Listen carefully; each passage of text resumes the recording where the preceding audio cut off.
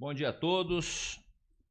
Mais uma vez estamos aqui para mais um bate-papo do nosso programa.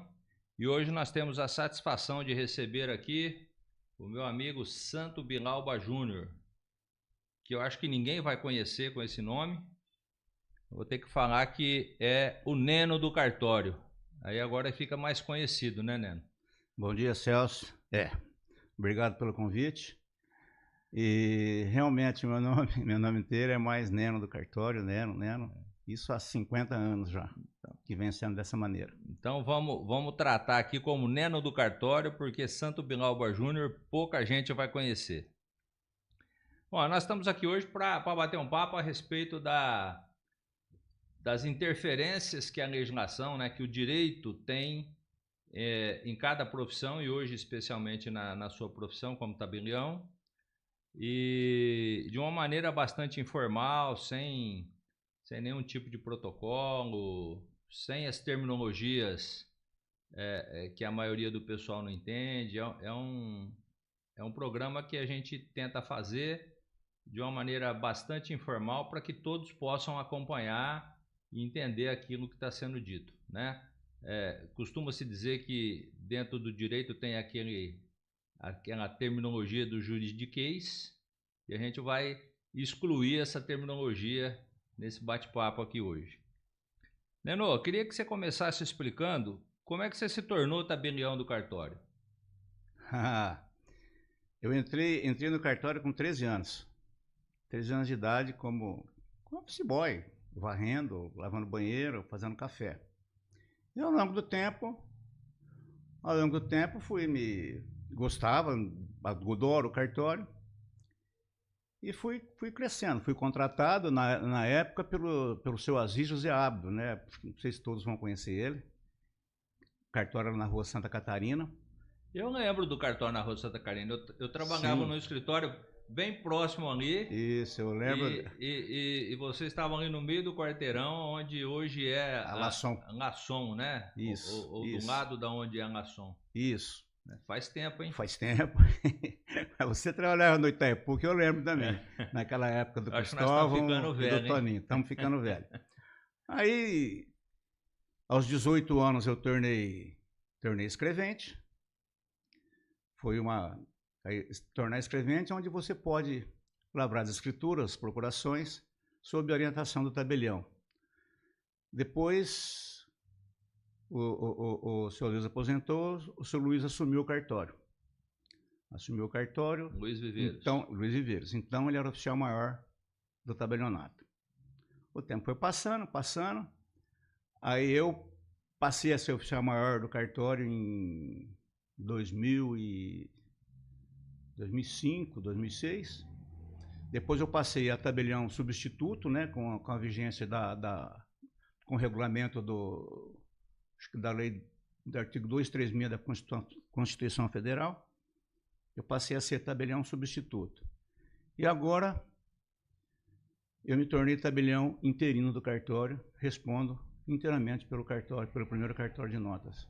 Essa é a minha trajetória. Trabalhei com vários rápida juízes. Trajetória. O cartório é a minha vida, é o que eu sei fazer.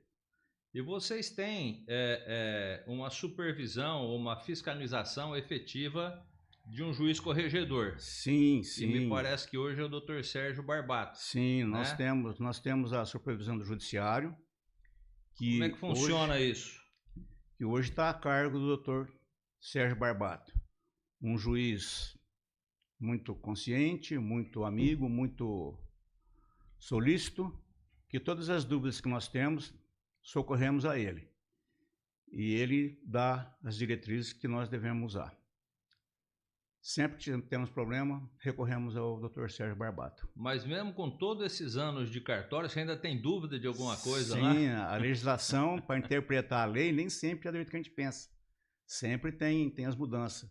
O cartório hoje mexe muito com divórcio, com inventário, escrituras de compra e venda, doação, testamento, e sempre surge alguma dúvida que, se você procurar no código, às vezes você não vai encontrar. A alteração de legislação, no Brasil como um todo, ela é muito constante, né?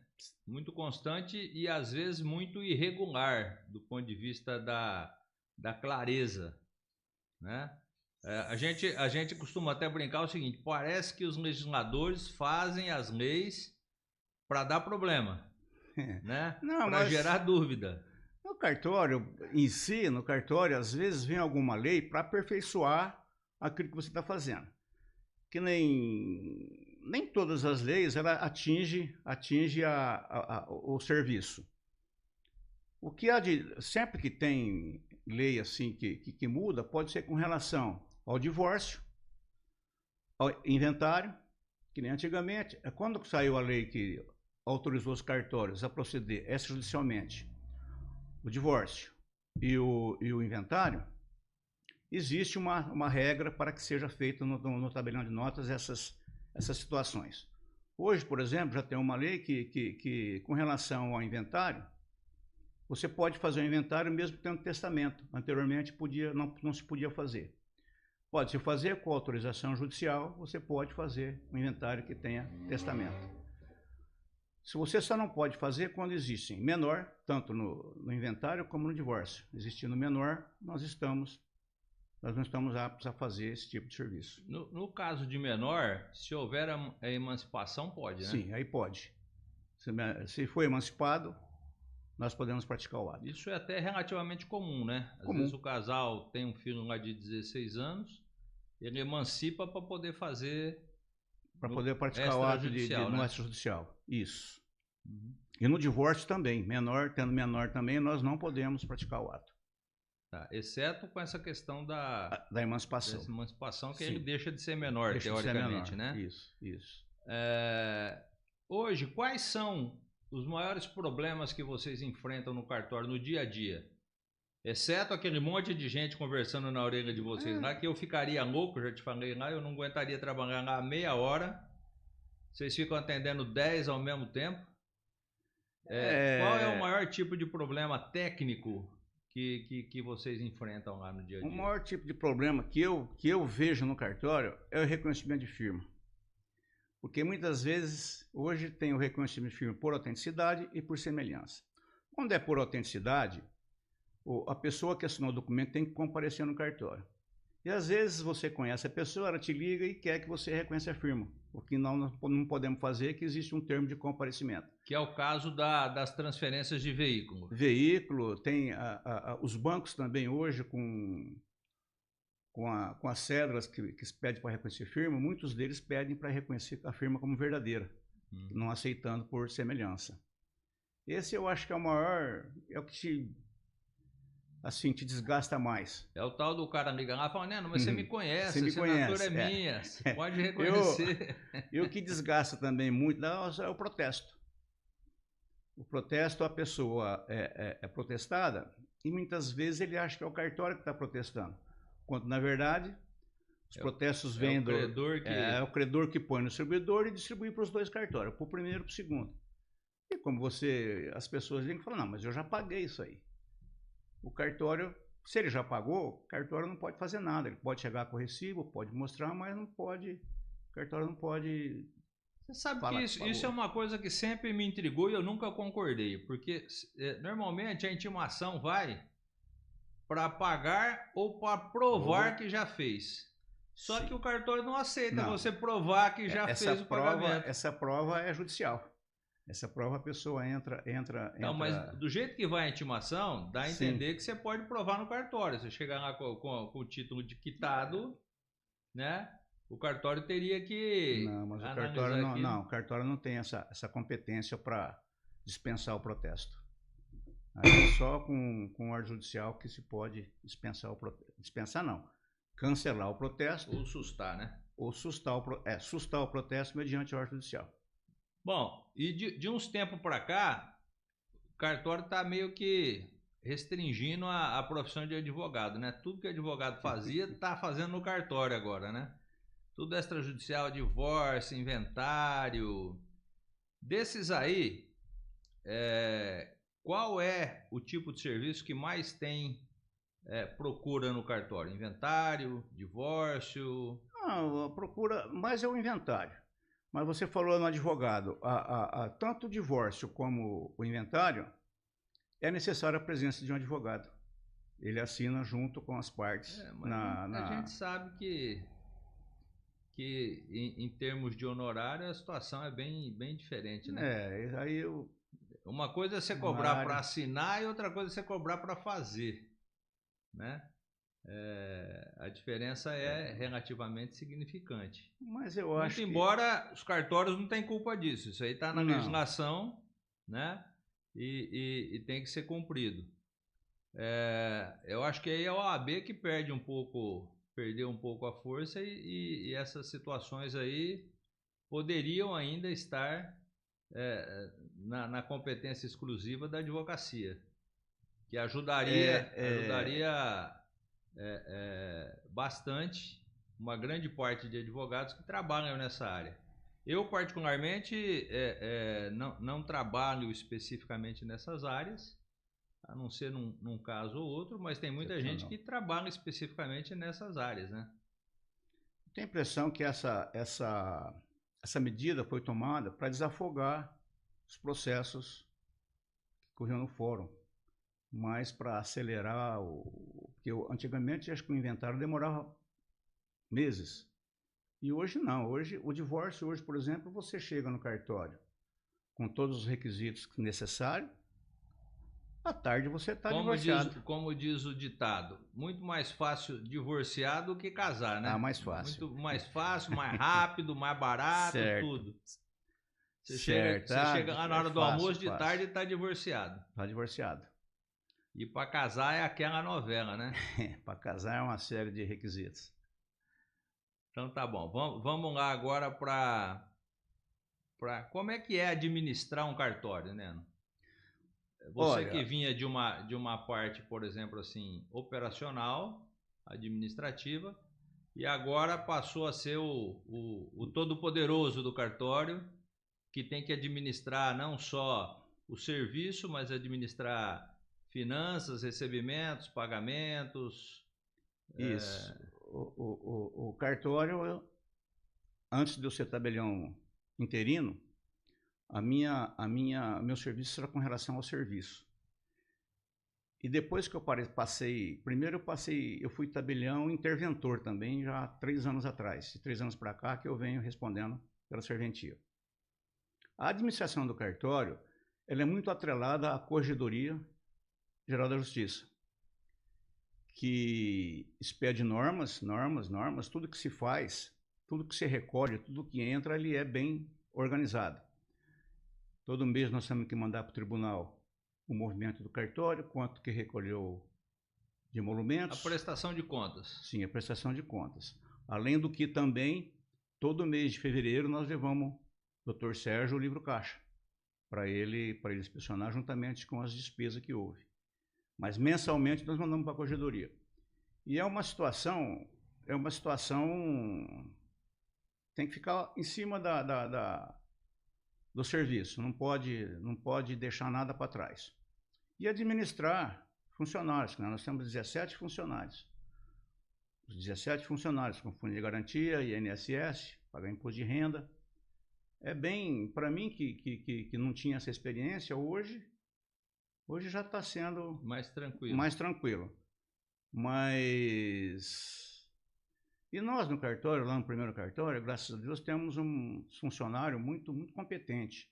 Todos os funcionários lá são capacitados, não te dão dor de cabeça. Não, como diz o outro, são velhos de casa, né? Velhos de casa, todos velhos de casa. Já sabem fazer adequadamente o serviço. Sim, as pessoas chegam já... O serviço não tem empurra de serviço, não tem nada. Porque a escritura, você pega uma, você pode demorar 2 dias. Você pega outra, 1 hora. Você entendeu? Falta de documentação, você pede documentação, o cara não traz. A quantidade de pessoas, isso.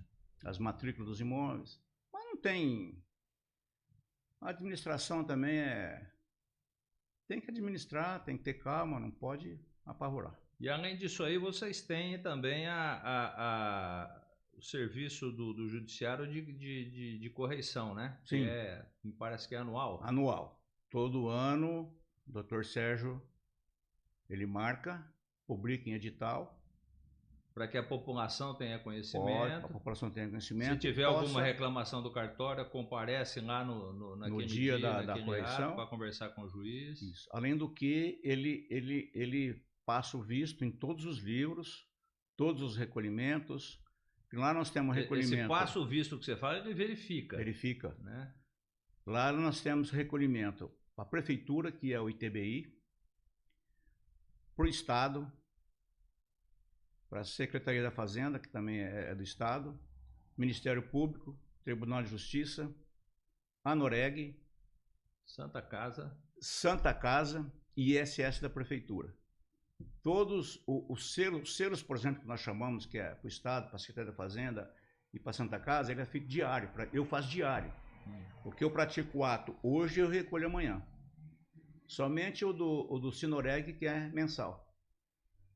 O resto, todos é feito no dia seguinte. Fica mais fácil também, né? Muito mais fácil. O controle e a tem um dinheiro que você recebe que não é teu. É. Você recebe, então já... E se ficar ali, aparece uma despesa que você acaba usando, né? Verdade. Aparece despesa que você... E depois fica difícil pro recolhimento. Você falou que está com quantos funcionários lá hoje? 17. 17 funcionários. 18 comigo. É um número bastante considerável para um cartório. Nós já tivemos com 23. Para poder administrar. Sim. E esses 17, é suficiente para atender a demanda da população? Sim, hoje... Porque a gente chega no cartório, eu que vou lá com uma certa frequência, sempre cheio de gente... Né? Sempre, não no sentido de que está demorando, mas você percebe que a pessoa está ali fazendo alguma coisa, tal. Às vezes eu não daria certo trabalhar em cartório um único dia, porque você está sentado aqui, o cara está do teu lado conversando na tua orelha, falando isso, falando aquilo. Telefone tocando. Você tem que prestar atenção em duas coisas, né? 2, 3 coisas ao mesmo tempo. Falar nisso, eu quero registrar aqui no ar uma reclamação. Toda vez que eu ligo pro Neno no cartório, ele não pode me atender porque está atendendo alguém lá presencialmente. Isso. Aí eu vou lá presencialmente, ele não me atende porque ele está atendendo o telefone. Então nós vamos precisar entrar num acordo nessa situação aí. Não, doutor, não. Você é sempre bem-vindo lá no cartório. Com relação ao fluxo de pessoas no cartório, muitas pessoas que estão lá nem sempre estão lavrando escritura, procuração, doação, estão praticando um ato de reconhecimento de firma ou autenticações. Esse que é o maior fluxo de pessoas. E entram, às vezes chega conhecido, que entra, conversa. E realmente, para mim, se eu estiver no cartório o dia inteiro, eu estou atendendo pessoas. O dia inteiro eu estou atendendo pessoas. Mas vocês já estão acostumados. Você falou, você começou com 13 anos. Vocês já estão acostumados a trabalhar dessa maneira. Sim. O meu hábito aqui é quando eu tenho que escrever alguma coisa, é porta fechada. Eu preciso de concentração e sossego. Então, é justamente o contrário. É o contrário nosso. Nós, quando precisamos fazer um testamento ou uma doação com cláusulas restritivas, a gente faz depois do expediente, na hora que fecha o cartório. Porque muitas das vezes você está com o raciocínio completo e chega uma pessoa, te distrai e você perde tudo aquilo que você estava fazendo. Aí nós temos o costume de fazer fora de hora. Aí fecham-se as portas e aí nós vamos fazer aquele serviço que requer mais atenção. Mais concentração. Mais concentração. Bom, e o que você tem achado dessa nova função de tabelião? Olha, é gratificante. É bom mandar, né? É melhor mandar do que ser mandado, né? O cartorário, ele entra no cartório e o sonho dele é ser o número 1. O sonho dele é ser o tabelião. Durante uma carreira longa, né? Para você chegar até o... Você tem que... Hoje a legislação acho que não permite mais menor de 16 anos no trabalho. E no cartório entrava com 12 anos. Entrou eu e várias pessoas na minha época que entrou. Hoje tem que ser com 16 anos. E nem sempre quem entra gosta do serviço. Agora, os que gostam, se quiser fazer carreira, faz. Aí Mas depende da pessoa. vamos fazer uma pausa nesse comentário que você fez aí, que eu tenho as minhas restrições a essa parte da legislação que só pode trabalhar depois dos 16 anos. Eu comecei com 11. Então. Né? Eu acho que para mim foi um aprendizado fantástico. E os meus amigos que começaram a trabalhar mais ou menos na mesma idade, eu lembro sempre do Edson Prates, porque a gente trabalhava em escritórios próximos e fazia o mesmo serviço, andava de bicicleta para cima e para baixo. Eu fazia cobrança do Clube dos 40, você imagina, ia lá era longe na época, né? Eu ia lá como é que chama o bairro lá, o San Remo.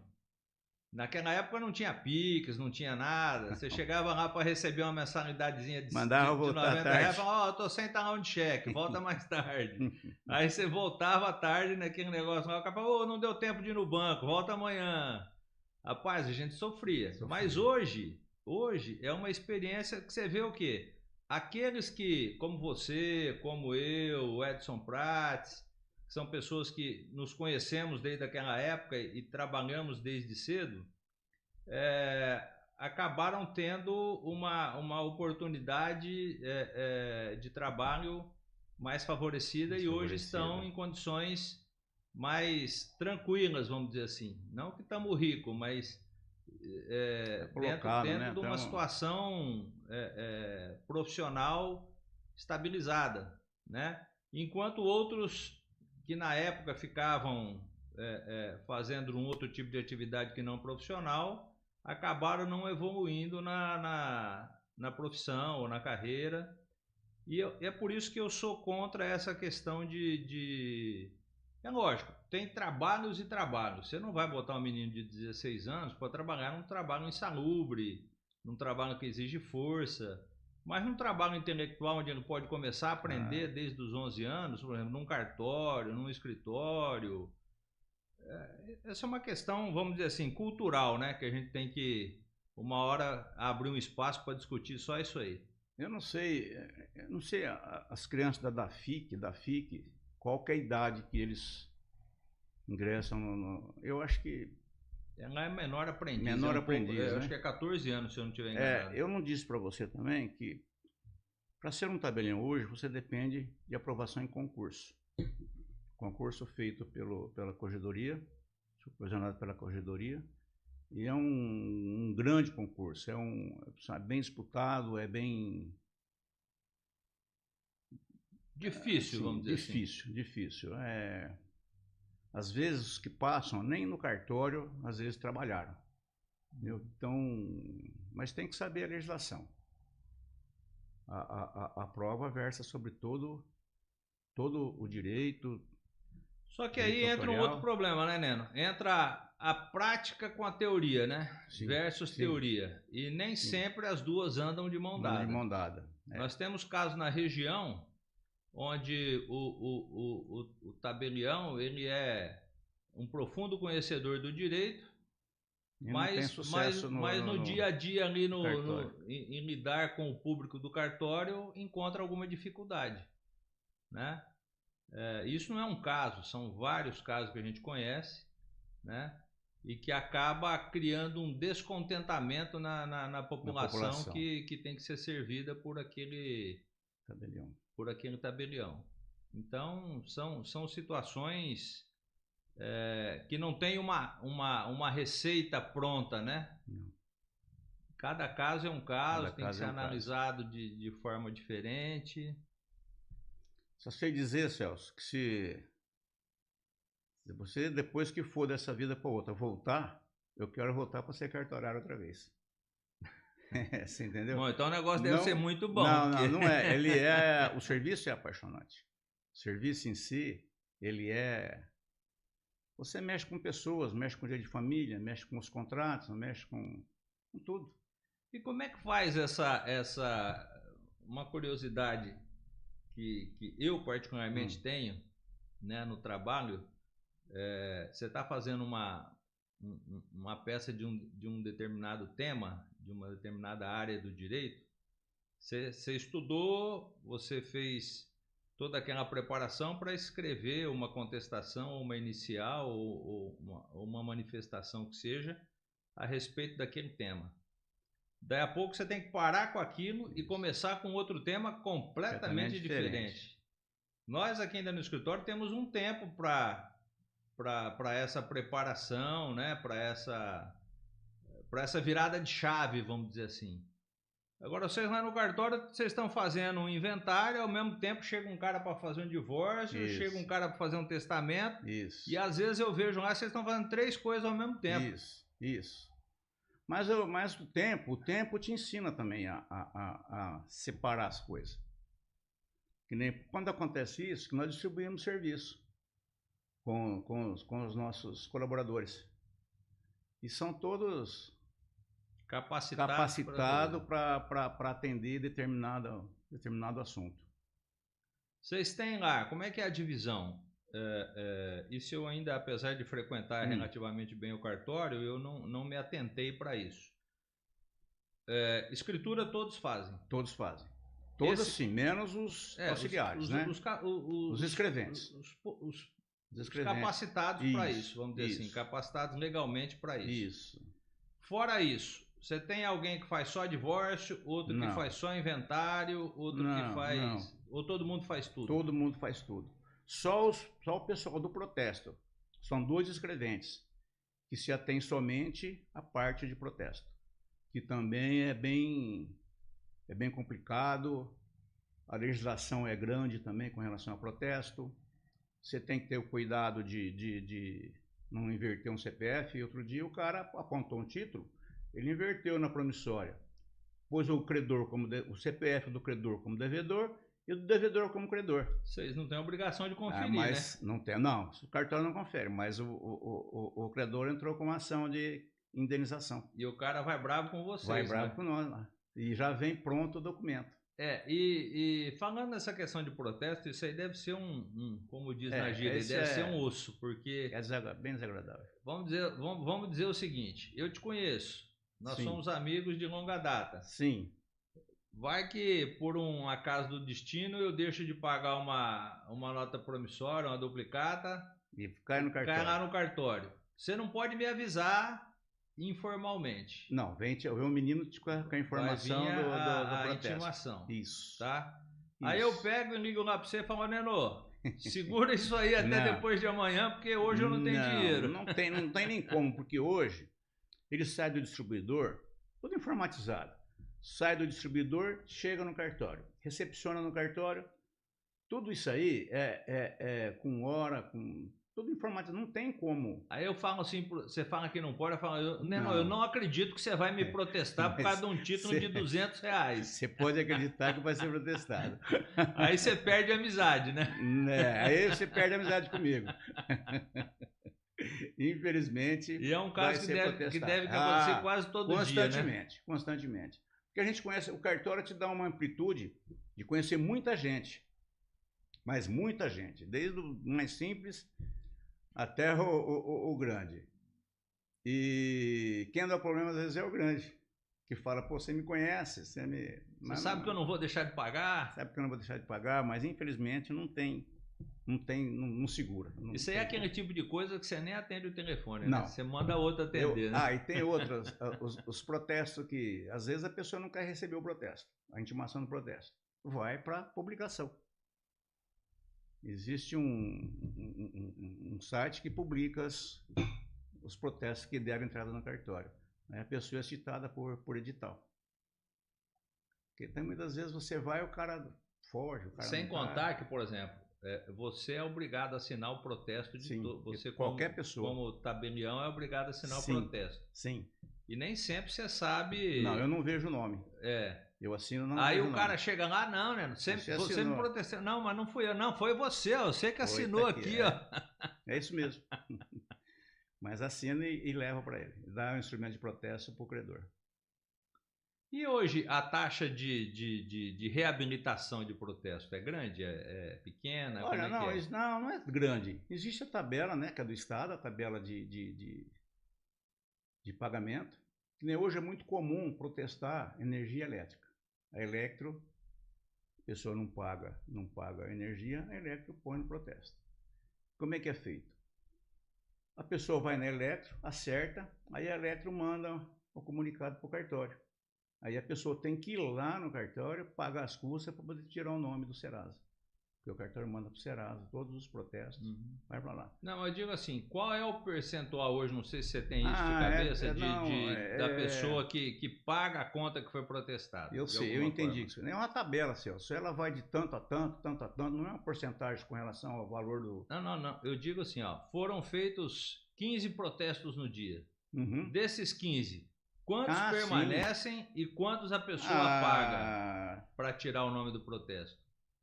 Independente das taxas e emolumentos mais que ou tem que menos pagar. 70% acerta e 30% fica sem o acerto. Fica nada. Então hoje o instrumento de protesto é um bom instrumento de cobrança. Sim, no caso, sem dúvida, porque você fica restringido ao comércio, né? Você fica restrito às compras a prazo, né, no comércio. Sempre vai estar constando o seu nome lá. Bom, nós estamos já chegando no final. O nosso programa é um programa relativamente curto. Tem alguma coisa que você gostaria de dizer, que não foi lhe perguntado? Celso, eu agradeço a participação e coloco o cartório à disposição sua, de todos os advogados, de todas as pessoas, para que compareçam no cartório. E lá nós estamos para fazer o que for necessário, o que preciso for.